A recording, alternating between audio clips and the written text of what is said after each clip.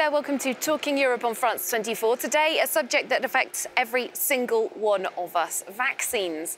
On March the 1st, UNICEF sounded the alarm over a worldwide resurgence of measles. Now, cases of measles have spiked in several European countries recently, while over the last couple of weeks, a French family has even been accused of importing this potentially deadly disease to Costa Rica while on holiday.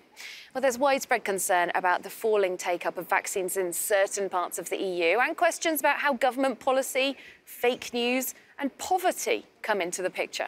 In today's Talking Europe debate, we'll tackle some of the many questions surrounding this key public health issue with three members of the European Parliament, all of them members of the Environment and Public Health Committee. On my left, I'm joined by Rory Palmer, who's a British MEP from the Labour Party Socialist Group here in the European Parliament. Hello there. Hi. We're also joined by the chairman of the committee, Adina Ioana Valean from Romania. Hello there. Hello. And with us, German MEP as well, Anne Gericke from the ECR group and the Bündnis C party. Hello there.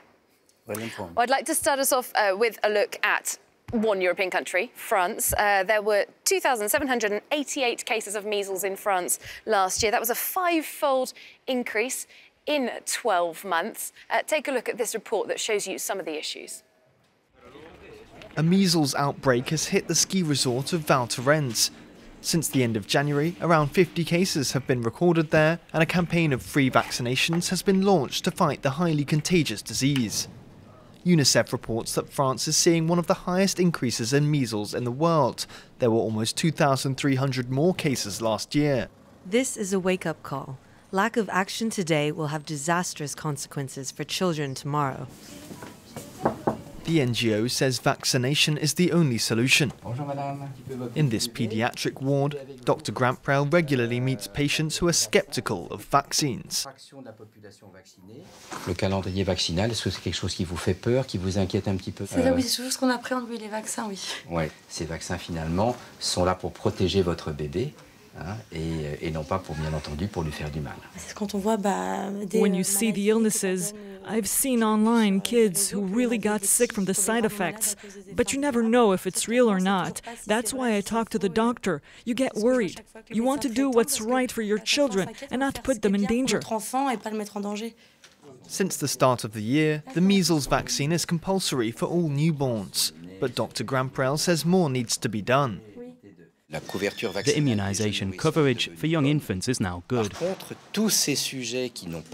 there's a backlog of people who weren't vaccinated over the last 20 years. We need to get them inoculated to stop this virus spreading. Just 2 doses are required for lifetime protection. Last year, 3 people died from measles in France and around 140,000 globally. There we go, a little look at the situation in France. So coming back to my debate guests, we've got a map showing us about the notification rate of measles per million of population in each European member state. We can see that France, Italy, Romania and Greece highlighted in red as having a particularly high notification rate. Adina Ioana Valean from Romania, chair of the Public Health and Environment Committee. How worried are you about all these cases of measles in the EU? Yes, of course I am, because it's a systemic problem, I would say.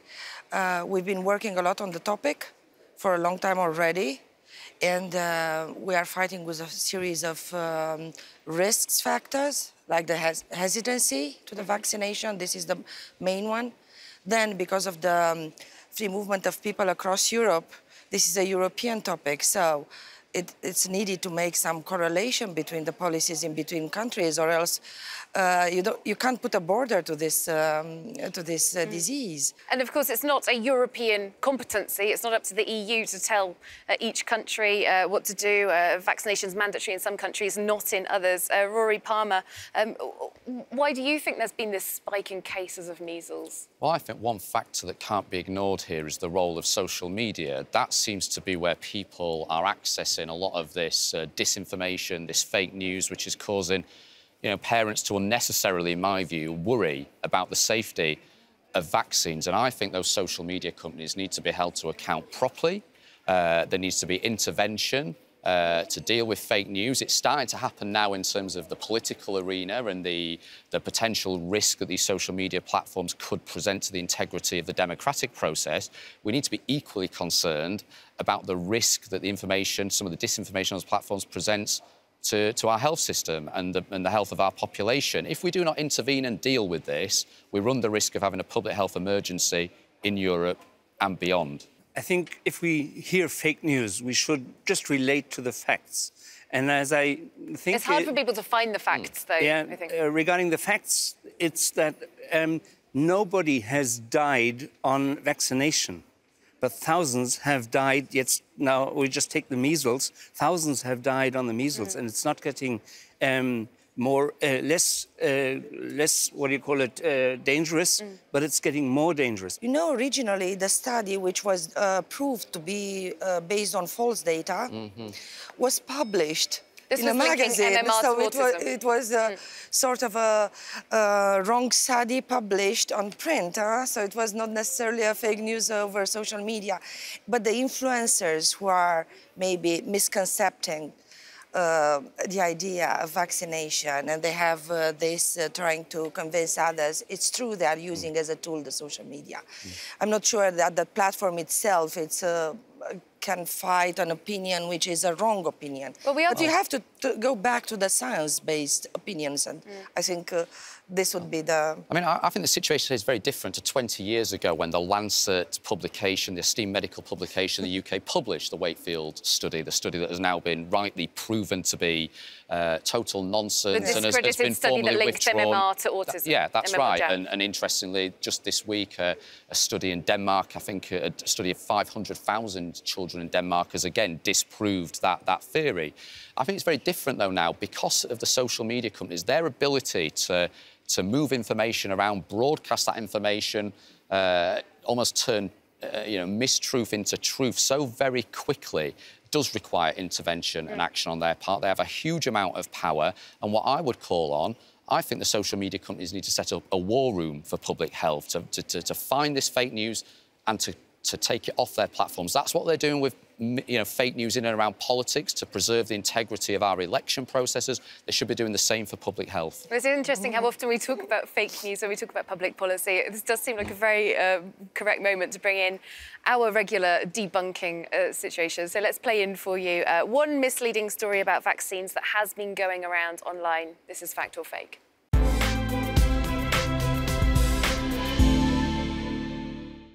Multiple articles have been published in various languages claiming that Sweden had banned mandatory vaccinations. Here's one on the French site Wikistrike.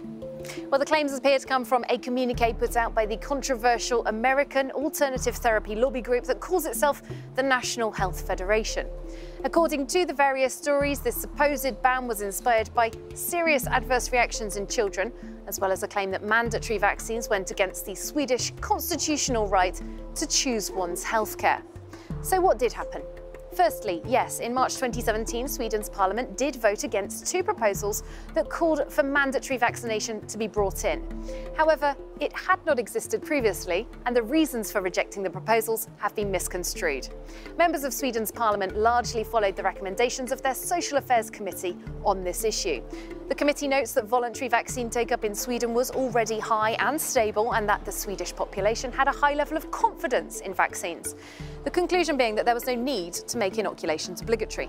The only time that the safety and legality of vaccination was brought into the debate was by the National Health Foundation lobby group I mentioned before. It sent a letter to MPs, but its claims were not raised in the committee report or in debates. Today, vaccines remain optional but recommended in Sweden. Take-up of the 9 recommended jabs stands at 96% among the under 2s.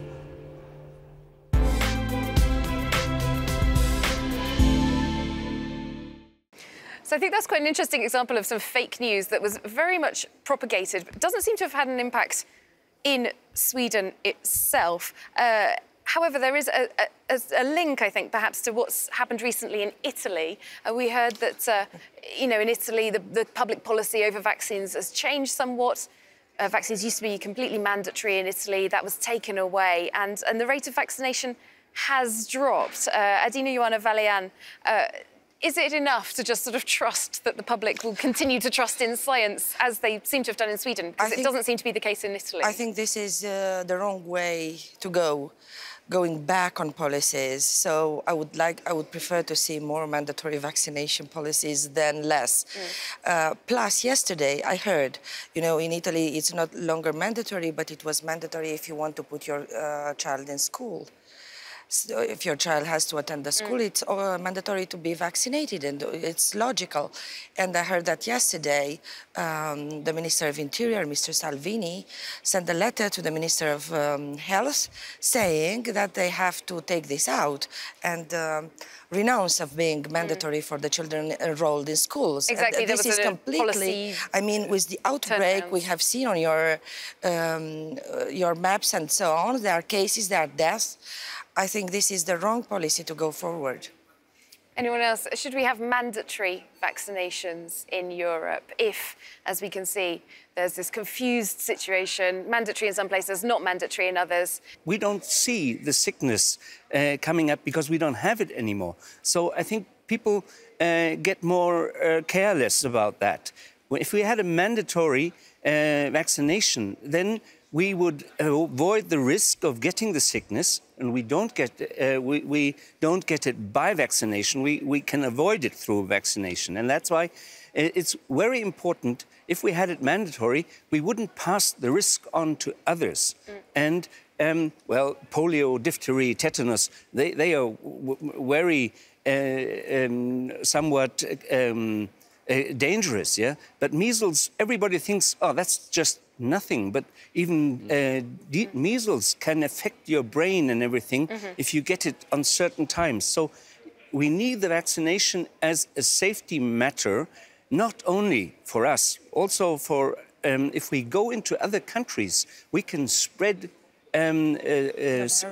viruses or sicknesses which have been already covered. And like the case involving the French family that's blamed, yes, rightly or wrongly, for taking measles to Costa Rica. It's interesting, though, I think, with the issue of mandatory vaccination and access to vaccination, because, of course, if vaccinations do cost money, if it is a national policy, you know, obviously that money has to come from somewhere. Rory Palmer, I'd like to come to you because I know that you've spoken in debates about this, about, you know, the price of the life-saving vaccines and health inequalities that exist in society. We have seen a huge amount of austerity in Europe over the last decade. There was an Italian study that linked a 1% decrease in public spending on health to a 0.5% increase in the drop of MMR take-up.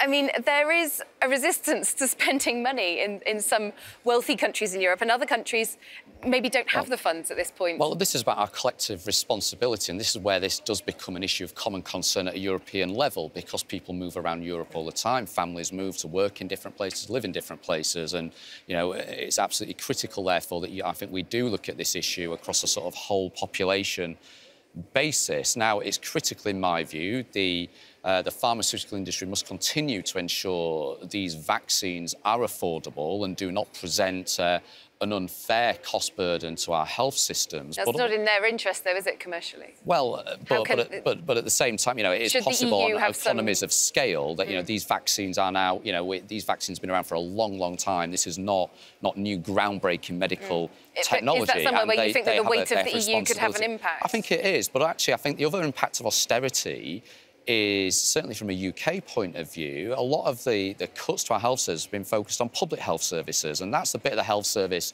that promotes the importance of these vaccines, that is responsible for putting out the positive messages, the important messages to reassure parents about the importance of immunisations across a whole number of childhood diseases.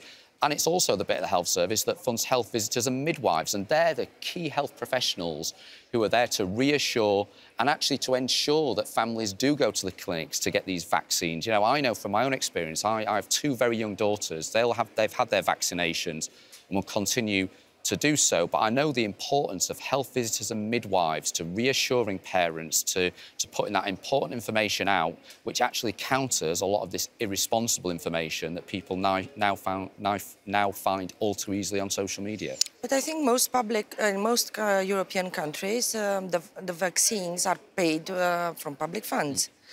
But there are problems and spikes in the need for vaccines. And as I saw in my country, we had a shortage of vaccines on the market. And it's not due to the pharmaceutical companies not being able to provide a vaccine or being reluctant or not making a business case out of it. But it was because of the administrative wrongdoings, meaning they didn't plan, because it takes time to produce this vaccine. So it has to be planned in advance. So there are various situations in which you even don't have a reluctancy for vaccination, but you don't have the vaccine because the authorities didn't plan it right to have it on the market when it's needed, so on and so forth. Yeah. So what kind of action could happen then at European level? Because you all seem to be in agreement that vaccines are a good thing, but the EU doesn't have competency in this area. There are recommendations to strengthen cooperation in the EU and encouraging member states. That's the kind of language we've got in the official text. Is there any more that the EU could or should be doing? Well, we should do a schooling of the national countries if it is useful. But in this case, I think if vaccination is obligatory, which it has to be, then it cannot be a financial issue whether you get the vaccine or not. So anyway, if it gets obligatory in the national states, there should be financial support. If not in the national state itself, it could be a European issue. How do you think to tackle this? Well, I return to sort of the theme I've been talking a lot about, and that is the role of social media companies. The EU has a code of conduct with the social media platforms on hate material and taking hate material off their platforms and reporting that.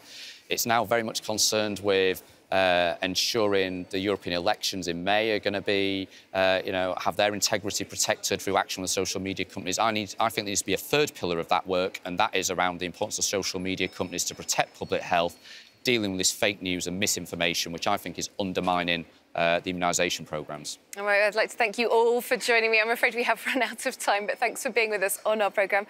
Adina Johanna Valian, Anna Gericke and Rory Palmer.